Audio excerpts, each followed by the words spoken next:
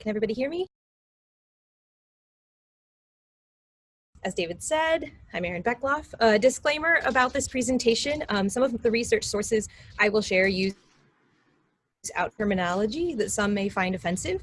I just want to be clear that I'm quoting that language and it is not my own. So as craft evolved to industry and mechanization led to immense industrial growth, printing became entwined in early 20th century American education. The manual training movement encouraged students to work with both their mind and their hands. At the elementary through high school levels, printing emerged prominently in industrial education and is a unique feature in the United States. Schools across the country installed print shops for trade training and to teach their students social and intellectual skills. The newspapers, booklets, and school materials produced by the students document the significant role the school print shops played in the learning and development of American boys and girls at the turn of the 20th century. While training for the trade and printing in higher education are of course significant and well documented, this aspect of my research focuses primarily on printing in schools. A 1910 report on industrial education by the Commissioner of Labor defines some of the various terms or models of education that printing was a part of at this time. Industrial education was training for the mechanical trades and other manual occupations with a focus on teaching thorough practical knowledge of some trade or handcraft. Manual training was considered to be designed primarily for cultural purposes, while technical education was more supervisory for professional and semi-professional vocations. The report also states that each field shades into the other two, which I find to be a similarity to our various tangential fields teaching letterpress today. I'm going to highlight some of the printing educational models, beginning with Hampton Normal and Agricultural Institute. Established by Samuel Armstrong in 1868, Hampton was a school for Black students where they could receive post-secondary education to become teachers, and they could receive training in useful job skills while paying for their education through manual labor. Armstrong's goal for the school was for students to return to their communities to become leaders and professionals among their people.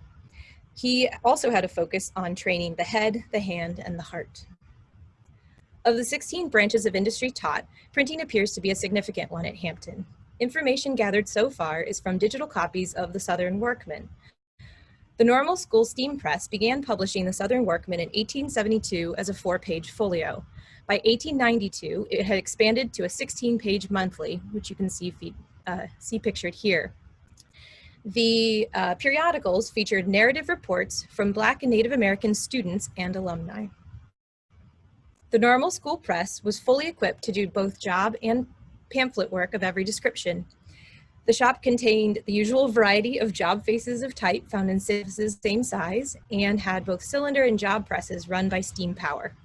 In the 1892 Southern Workman, it was cited that demand for skilled and competent printers seemed to be on the increase. Between 20 and 30 hands were often employed in the printing and bindery departments. I found an interesting detail in the Southern Workman was that 2 of the outside hands are girl graduates. One, a piece hand who works at the case, making good wages, supporting her family by her earnings. The Southern Workman style evolved over time, following typographic trends. Once they reopen, I will be working with the Hampton University Archive to study these materials more. Jobs that the Normal School Press completed included visitor guides for Hampton and the Soldiers' Home, the William and Mary College Bi-Monthly, as well as general mercantile printing. The piece for the Tuskegee Institute is part of a fascinating connection. The Tuskegee Normal and Industrial Institute was founded in Alabama in 1881. Hampton graduate and the first principal of the school was Booker T. Washington. He was a significant leader in education and led a campaign for vocational training of African Americans. The Southern Workman article also cited that Thomas Mann, another graduate of Hampton, was the head of the printing department at Tuskegee.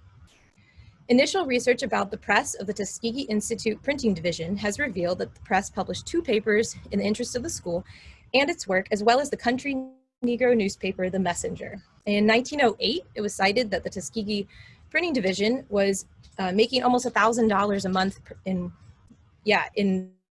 in work, and so they were supporting themselves probably as well as helping the school.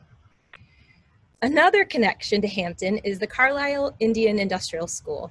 I want to say that I appreciate the help of archivist Kate Thiemer in navigating of historical documentation, as there's quite a bit of history.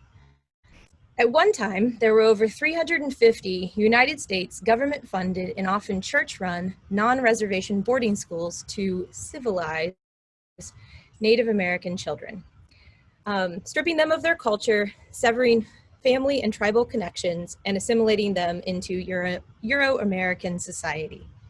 Children's time was carefully monitored, boys receiving instruction in agriculture or trades, and girls in the domestic arts. The first boarding school was founded in 1879 by Richard Henry Pratt. After visiting the Hampton Institute, Pratt created a similar model in Carlisle, exclusively for Native Americans. He shared Armstrong's philosophies about assimilation and the industrial training model. However, Pratt was not as concerned with the students' return to their communities. Printing began in 1880, only months after the school opening. We can surmise that based on the back and forth between Carlisle and Hampton, that the normal school press inspired the printing office, Carlisle. The printing office was featured in propaganda for the school, like this 1895 promotional booklet. The caption reads, "The department can hardly be surpassed as an educational factor and is open to both sexes." Printing was not a part of the curriculum. It was a job for the students. They had a balance of half education and half industrial training. Group portraits of the printers were also popular promotional items. Seen here is a group of printers. Others featured the printer boys, as they were called.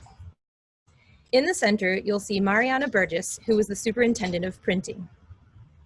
Also seen here, we know Mariana had a background in printing and oversaw the printing and editing. Historians are unsure how she came to be at Carlisle. The printing office produced multiple publications over the years. Here's the very first newspaper, published in June of 1870. Apparently it's quite small in scale. They're going to hold it up so I can see it at some. Newspapers were documenting what was happening at the school. Printing and writing English did most likely contribute to the devastation of indigenous language, which makes the name of this newspaper unusual when the culture was being suppressed. So I'd like to look into that more. Newspapers promoted what was happening at the school, and they were also intertwined with propaganda. There was quite a bit of censorship of what was being written. They were sent to the parents as reassurance of their child's relative welfare. The entire history of the school is recorded in publications. The printing office was an integral part of Carlisle and is a key to understanding the institution. There is much more to learn, including investigating other similar boarding schools of the time, as I know there were print shops at Genoa and some of the other schools. We're now going to move to the National Training School for Women and Girls. This school was founded in 1909 by Nanny Helen Burroughs. She was a daughter of formerly enslaved people. She created vigorous curriculum with a range of courses from physical education to power machine operation and music. This was the first American institution to offer all of these opportunities within a single school. Students could gain experience in the print shop as part of the school newspaper. And there is a photograph of the women and girls in the print shop, which I'll hopefully get a copy of from the Library of Congress. As a result of the American Industrial Revolution, there was increased demand for manual training at the turn of the century. In 1912, it's reported that there were 57 school printing plants in the United States. By 1915, we were up to 900 U.S. public schools, and by 1926, there were about 2,000 schools. Schools for the deaf were central to the development of a self-aware community of deaf people in the United States. A 1923 journal article cited printing as the most universally taught trade for residential U.S. schools for the deaf taught printing at that time. I hope to find more, but currently I found several examples of schools that highlight their printing education in Connecticut, Ohio, and Oklahoma. In the late 19th century, there were also schools specifically for immigrant children moving to America. North Bennett Street Industrial School, founded in 1881 in Boston, had the mission to enable immigrants to adjust to their new country by learning the skills needed for gainful employment. In 1920, post-World War I, programs in printing were introduced for veterans, and this school has evolved. They are still open today as the North Bennett School, focused on teaching craft. I found this postcard of the printing and bookbindery at St. Hedwig Industrial School for Girls in Chicago. It was a school created for Polish immigrants, open to other ethnic groups, a live-in school for orphans and children from broken homes. The orphans were cared for while also learning a trade. The University of Chicago School of Education included printing in their curriculum. Catherine Marion Stillwell, teacher of printing, was an instructor at the University of Chicago School of Education for 25 years. She developed a print curriculum and published the School Print Shop in 1919, a shop manual for students and teachers based on her classroom experience. In the appendix for teachers, Stillwell presents the value of printing as an educational subject. Some outcomes include that the work tends to develop the child's ingenuity because the medium is not flexible, develops initiative in the child and satisfies his natural desire to do creative work.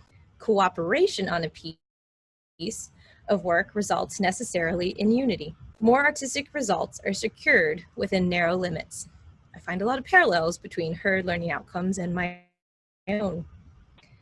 She describes the role of the teacher of printing as needing to be an advisor and critic, but to guide the students to learn. She has a focus on typography skills. They're very fundamental to her curriculum. She says to acquire good taste, to know and to recognize good typography is one aim of the work. She believes that it's going to enter into the child's future problems. So I like that all children in 1919 were supposed to know about good typography. I feel that Catherine Stillwell is a kindred spirit to me, and I look forward to sharing more of her work in the future. Education and industry had a shared belief in the inherent social and intellectual development attained through printing. Type foundries, including American Type Founders and Barnhart Brothers and Spindler, established education departments that published materials supporting printing education. These examples of ATF promotional materials supported printing in schools, specifically at the junior high level, and these were produced around 1925. Arthur Dean was the author of one of the booklets discussing printing as orientation through exploration in an art or craft or industry. He discusses the pedagogic objectives as well as printing's value to general education. The booklets include a photo of a miniature school print shop model, seen here, as well as a blueprint for a layout of a school shop and an equipment list, because there had to be the advertisement. I mean, that's what it was for. I also enjoy this inclusion of a flow chart of objectives of printing instruction in the several types of schools. Dean discusses the value in education, which parallels a lot of the other educational materials like Stillwell's.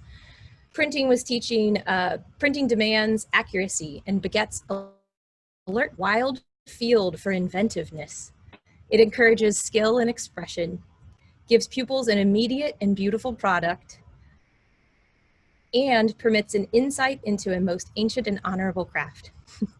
Teaching good printing trains an attitude of mind toward an appreciation of good printing. And this was especially important to the industry. So students were learning about printing so they would appreciate a higher quality product in the future. Early American printing in schools most closely parallels current American college letterpress courses and learning outcomes. In what ways can these historical models and materials help us frame the future of letterpress education? I'll conclude with this quote that resonated strongly with me. I see hand helping head, and eye reinforcing ear, and the soul finding peace through happy work. Thank you.